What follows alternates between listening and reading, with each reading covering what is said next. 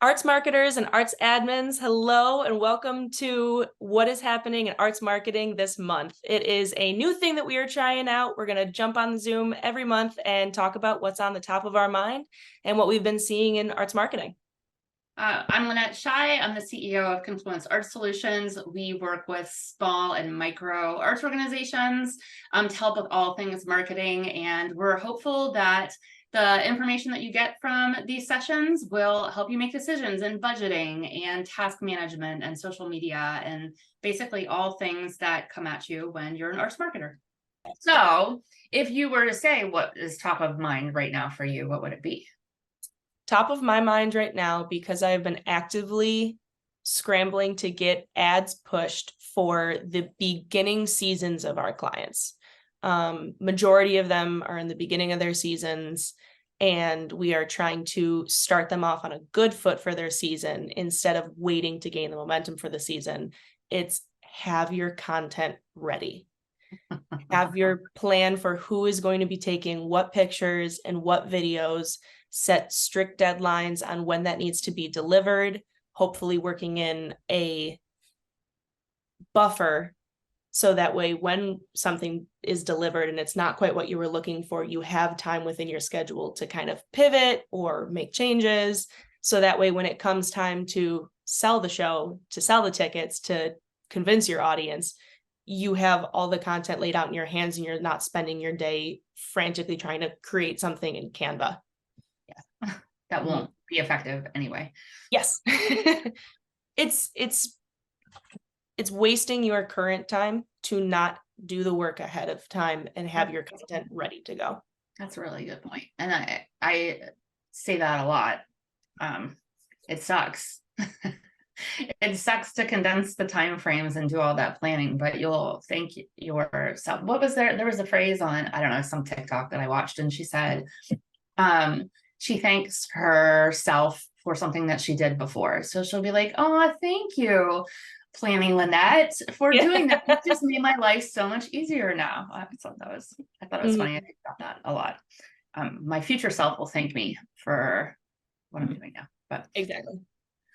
For me, I think top of mind, well, I did that workshop yesterday. And so I think one of the big things for top of mind is just the camaraderie that might be missing for marketers, arts marketers' lives. A lot of them are working by themselves or working with a really small team, and it's really hard, and they don't have anybody to talk to sometimes. And so I think that is top of mind, which is random. If it comes to what's actually happening, like what I think people should be thinking of, it's budgeting, and making sure you're doing a real, like an actual thought out budget and not just throwing money in a bucket for marketing without actually allocating everything that you think you're going to spend on marketing, because it's probably more than you think.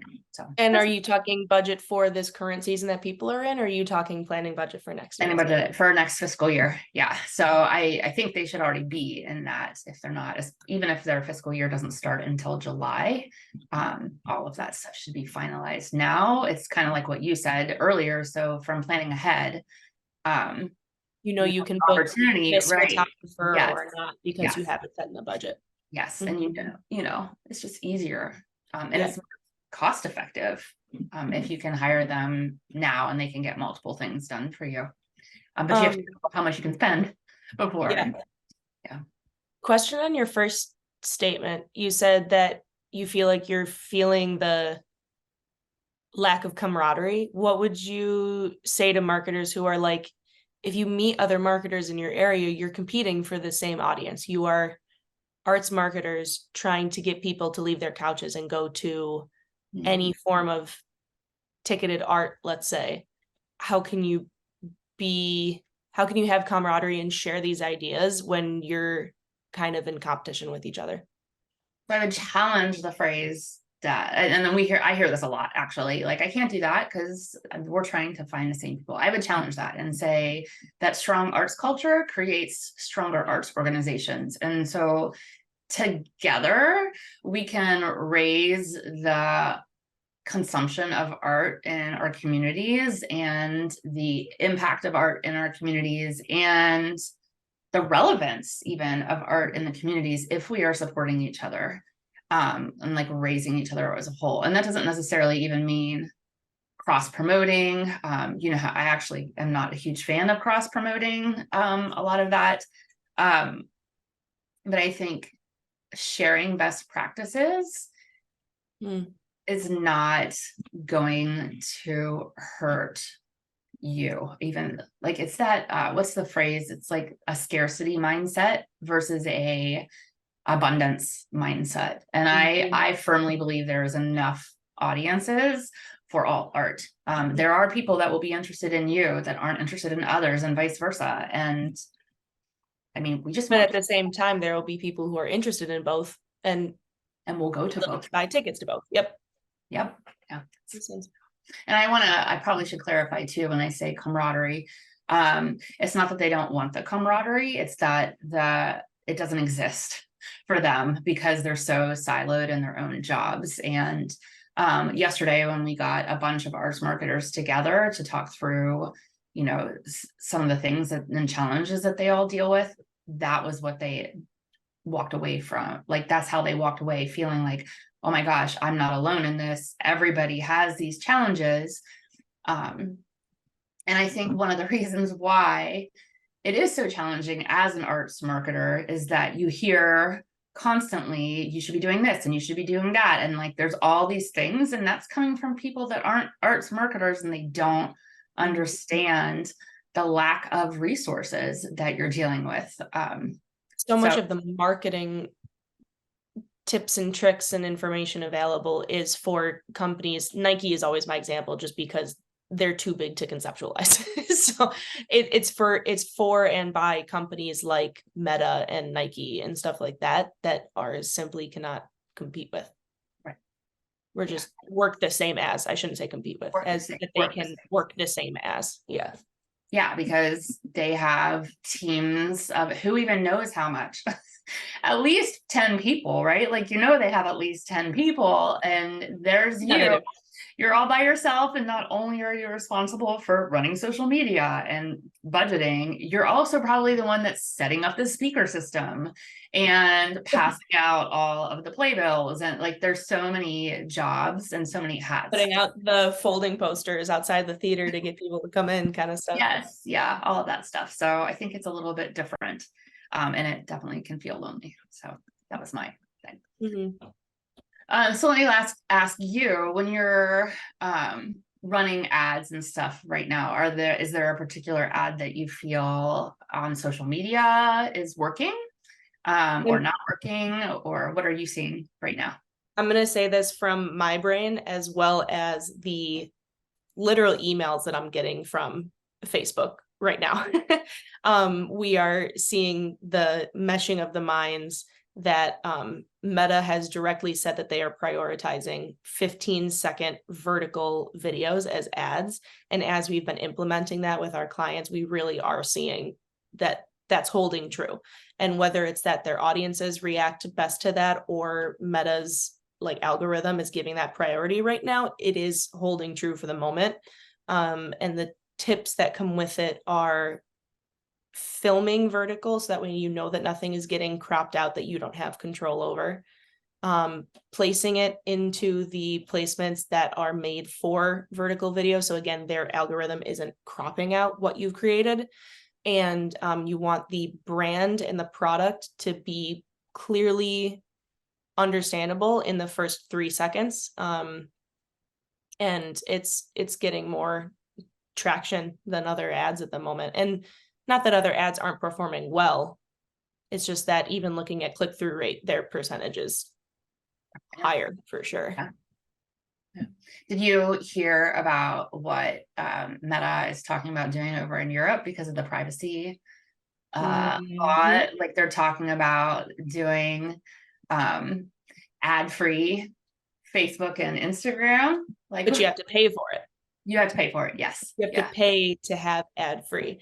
And I think if I understood it all correctly, it was because with the advertising and privacy, I don't know if the word is rules, laws, regulations, maybe, that are threatening to come about. Threatening's aggressive. it feels threatening in the marketing world, but not in normal people world, is because without the personalization that comes with having people's information and their preferences, the ads aren't going to apply to people anymore. They're not going to be as personalized to what you like, what I like, that comes up in front of us. And Meta acknowledges that then ads are going to get even more annoying than they might already be for people. And so they're saying you can pay to get rid of them if you want. I don't know how much it's going to affect. I know a lot of our client base is, because they're on the smaller side, we do digital for them primarily as their advertising. And Meta is where we're seeing the most success right now. So I'm like, I wonder what's going to happen. I'm not freaking out at all. I'm not freaking out at all. Not yet. No, but it is, like that is something also, I guess I would say, is in the, not maybe top of mind, but it's in the back of my mind that and starting to think through, okay, if we can't do it this way, what other ways could we still reach our audiences? Anyway. It's something to keep our eye on. Yeah. It's not top of mind yet, but we have to keep an eye on it for when it becomes top of mind. If it becomes top of mind. They did Meta also did like a consumer behavior report. And I don't know if you've had a chance to read it. It was last month, I think, that it came out. And they did talk about people and how they're interacting with carousels more as posts, and stories. Stories is actually they were talking, I don't think that was through the report. I think that was through something else that we follow, but they were talking about a lot of people aren't even looking through posts anymore, and they're all scrolling through stories. And I found that, when you say that, I think it's true. Like if I open up my Instagram app, I do think I tend to click on stories before I even start scrolling. I absolutely do that too. Yeah. But then for me personally, I reach a fatigue point with the stories. Me too. I get a little, I'm almost going to say like annoyed at the little bitties of people's lives that they're sharing. And then I want to go back to something more curated. Yeah, I do a little bit of both. So I'll start there and then I'll go down. I'll go down the feed a little bit too. I have a tendency, I'm like almost always on TikTok now. That's where I'm consuming most of my social media, which we should say, we've never actually recommended that people use TikTok up to this point, but now I think it's time. If you don't, not that we didn't recommend it, it wasn't the number one push to tell you to spend your time on yet. Yes, that's a better way to say it. But now we're saying if you have the time and you can do it, it's time to do it. So start getting on TikTok. That's true. Even though I've been hearing that individual states, I believe, are starting to push back against TikTok a little bit. And so even though the big wave of potentially anti-TikTok government involvement has passed as far as I have heard recently, it's still not completely gone. Yeah, TikTok is still under scrutiny. People are still questioning it. People are still looking into it. People are still pushing back against it. I think that's why it's important to kind of diversify where you are. So if something like that does happen, I mean, my Instagram reels on Instagram is different than TikToks that you create. And I think if I were to align the two that are closest, it would actually be TikTok and YouTube Shorts. So if I was uploading things to TikTok, I would also be trying to build, if you have capacity to do that, build your YouTube Short feed too, page. Yeah. Where do you access YouTube? It's right on YouTube. It actually now, like if you search on your phone.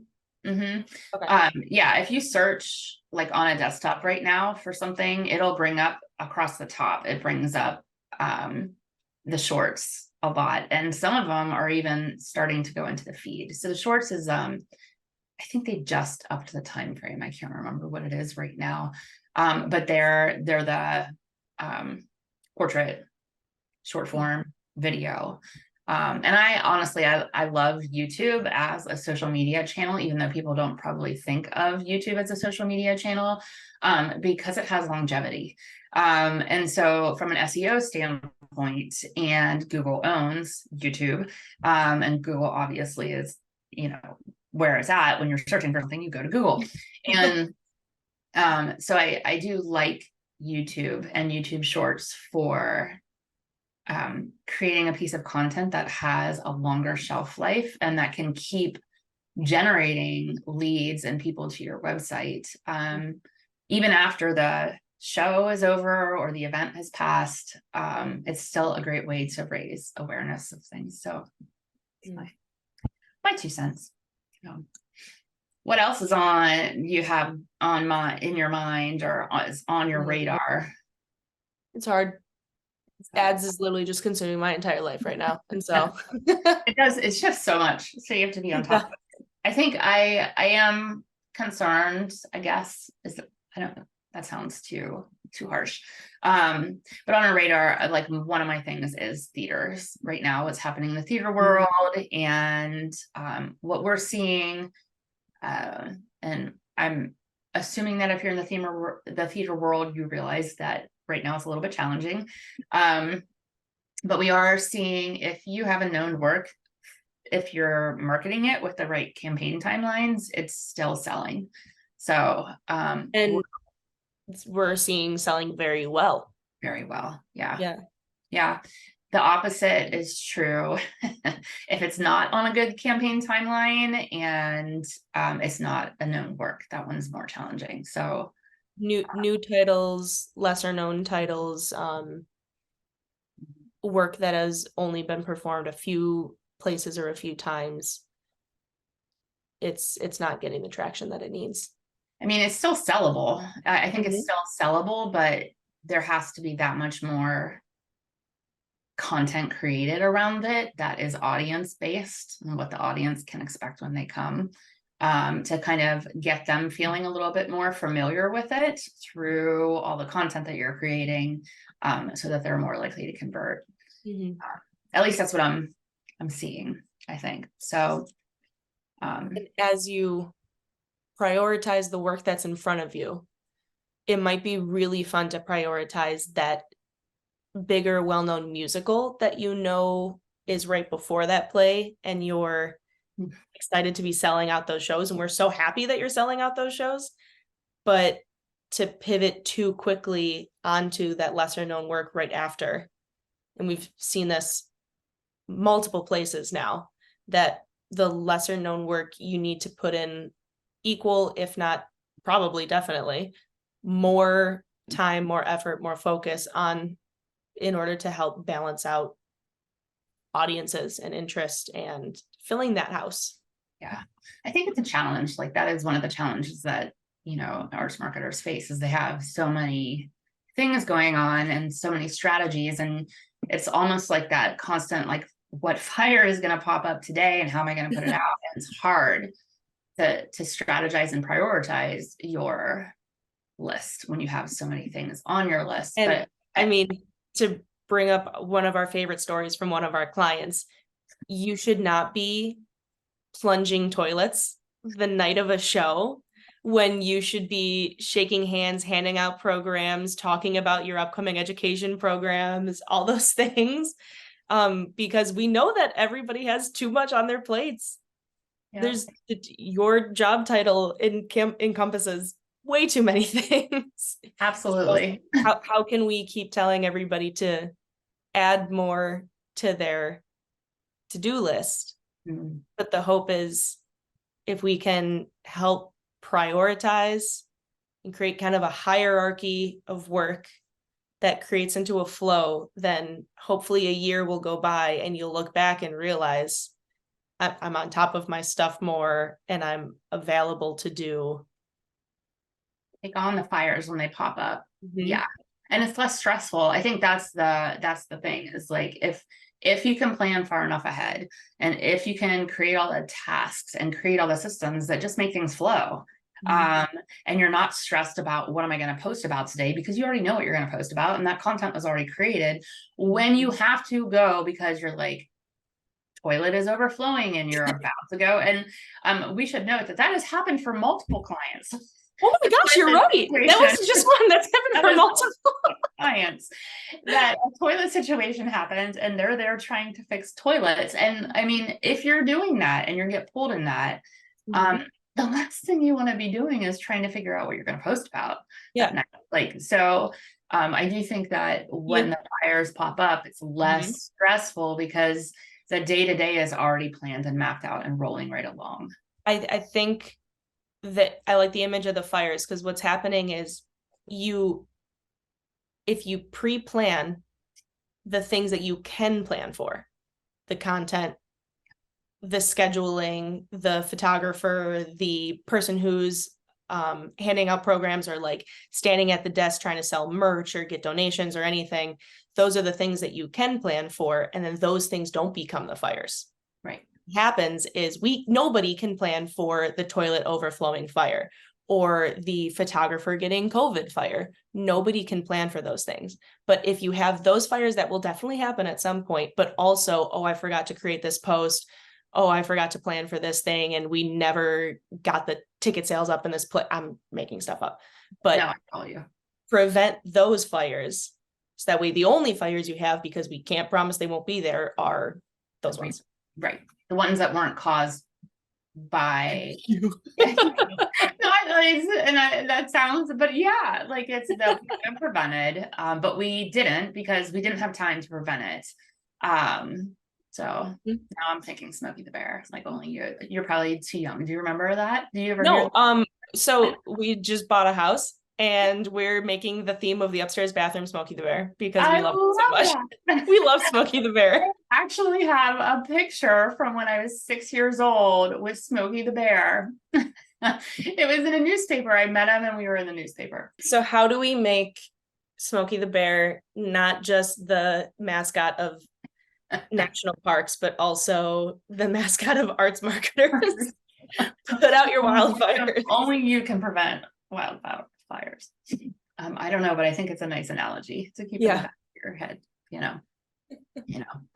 All right. Anything else that you can think of that people might want to know? Oh, I know one that I kind of want to circle back to theaters and what might be going through people's minds right now if they're worried about their theater and maybe they haven't decided to close. And I know some of them actually have decided to shutter this season just to save resources. And like 100%, you know your organization better than we do. And so it's totally like you have to make the decisions that's best for you and your arts organization. But I did want to call out a lot of times the first things that people cut are their marketing budgets. And I would argue that should be one of the last things that you cut. If you, I mean, I'm not saying jobs, but if you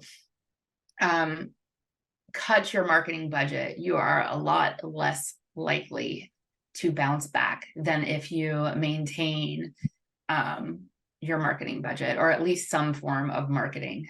Colleen Dillenschneider, I don't know if you know her, she used to have a blog called Know Your Own Bone, and now she works with, I think it's called Impacts, and they do studies and do all kinds of things surrounding audiences and behaviors. And that was one of the things that they found during the pandemic. The people and the arts organizations and the cultural organizations that bounced back the fastest were the ones that were still marketing even during the pandemic.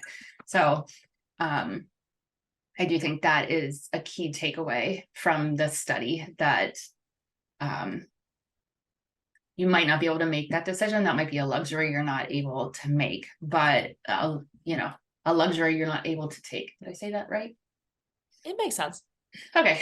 But either way, there should be definitely some weigh the pros and cons across the entire future instead of just like, oh, we'll cut this money here. I think it's that same idea of the panic of what's right in front of you and pre-planning. You can put out the fire that's in front of you right now, which is budgets are tight and things are hard to sell right now, but also think about future you again. Thank future you for trying to keep money in the right places, the most beneficial places right now, in order to make your job easier in the future. And it's the idea that keeping audiences is cheaper than trying to bring back or gain new audiences. Yeah, absolutely. So do you want to talk about your experience with AI recently? How you used it and any little advice you learned? sure. So I've been using a whole bunch of them. I actually created the workshop presentation that I did yesterday. I created in AI, like asked, it's called beautiful.ai. And I asked it to create a presentation based on what my key points were. It wasn't entirely accurate, and obviously human intervention had to happen, and it did happen quite a bit. But it was a nice tool to get just like a baseline of a slideshow for that. So that was kind of fun. It did in that. So I challenged myself for every image in my presentation and my workshop yesterday to be AI generated, just so we could see what things look like. It was humorous. Like some of it was like awesome. And it was exactly, I'm like, yes, this is perfect. And some of it was not. And especially when I asked it to do something with text. So I asked, can you create a logo? And I had made up this like fake show so we could talk about campaign timelines and content creation and batching and all that stuff for this fake show. And so I asked AI to make up a logo for this fake show, and it could not spell it right. It could not do any of it. Yeah. So, and it was probably user error. Like I haven't spent a ton of time doing that kind of stuff in there, but it did change the spelling of that's words. interesting. And it said marketing. It took out a T and added an extra E in there. So it was like me marketing. So I did a couple of like funny things like that. Yeah. But the it was the parts that you think would be more copy and paste were where it struggled. Yeah. And I did anything that I think where there was more than one person that was sitting or doing just standing. It couldn't, like the hands, like there was one hand and it was like meshed together, or like one of them had super long fingers. And one of them, like the collarbone was like sticking up. So it was just interesting. But I also have to say, like, it's pretty incredible. A couple of years ago, it didn't look anything like a human. And now it's like, it's only been 2 years for some of these, and it really has shifted. And I do think it's going to shift the way that people work. I think it should shift the way that people work, because it's a nice tool to help. And one of the things we had talked about yesterday, one of the challenges that a lot of arts organizations get is they only have like one image to work with, and they're trying to promote for multiple weeks now. I mean, we recommend quite a few different ads running in different posts, and so they were like, the struggle is real when I only have this one thing that I can work, one piece that I can work with. And I think that is something where AI can be super beneficial to, like, how can you upload that image, and if you have the rights to that image, and reimagine the different ways that you might be able to use that in an ad, or use that, you know, to create something new from it that might help push it out. So yeah. And then of course, you know, chat GBT, again, it's a starting point. It is not the end all. It has to have human intervention. It doesn't sound like a human. But I do think it's a great resource to get started on the thought. Yeah, I use it as almost an idea generator. When I know I have something in my head not fully thought out, it's extra brain power, giving me different options. And what I'll find a lot of time is taking pieces from different ones. Where I find that Chat GPT for me specifically struggles is, and it could be a user error. I might not know exactly how to communicate with it yet, but when I get a version that I like and I just want it to change, let's say like the last sentence, Mhm. and I'll say like, please just give me versions of the last sentence. Sometimes it'll rewrite the entire thing. Or I'm trying to think of a better example of where I've just wanted it to give me a specific difference.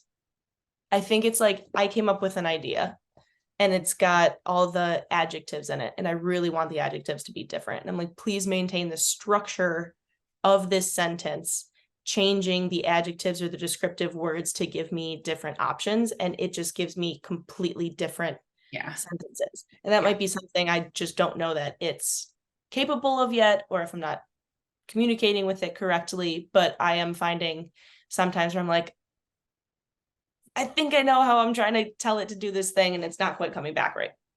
I have done that, and I tell it, can you revert back to what you had before, because this isn't what I'm looking for, and then set it back up again, and then I'll change specific words.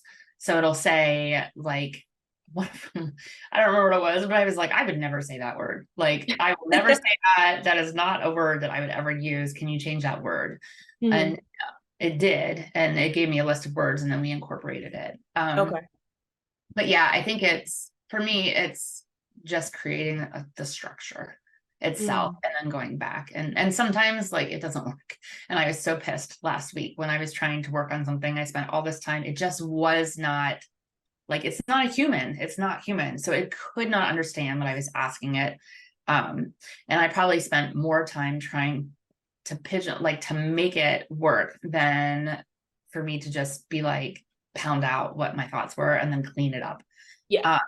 So again, it's a tool, but it's not a magic tool that replaces a human being. So and your gut instinct of what you want to be coming out of it and the results that you want from whatever it is you're getting. Yeah. Yeah. Let me ask you one more thing. What are you excited for? Ooh. I'm excited to see how the rest of a 23-24 season pans out for different types of art. As much as we have talked about, like art is a little in a scary place right now, and like make sure you're doing all this work to try and come back on top of your ticket sales and stuff. As far as we're seeing right now, things aren't completely falling off a cliff. Right. Yeah. You definitely have to put your fight up to try and keep yourself high, but I think it's very possible. And I would love to trust my gut that I think we could be back up on an upslope a little bit right now. We saw a pretty significant drop in sales in spring of this year, which would be the end of last season. But I think things could be indicating that they're starting off strong enough right now that the rest of the season could hopefully get back up to higher sales. And I'm excited to hope that my instincts are maybe a little bit correct on that, because I hope that's true. Yeah. I think I'm excited because I'm going to the Capacity Interactive Yes. boot camp next week. So I'm excited to hear all these speakers and all these people from TikTok, and Colleen Dylan Schneider will be there, and like all these great people to just kind of hear what everybody's seeing in the industry. And I'm excited to report back to everybody next month. You're obviously gonna have to bring obviously all of it. I'm gonna have all of that information for everybody. But yeah, so I'm very excited about that. And yeah, so good stuff. So love it. Thanks for watching. We plan on doing these every month to keep you updated on what's happening in arts marketing. So we will see you then.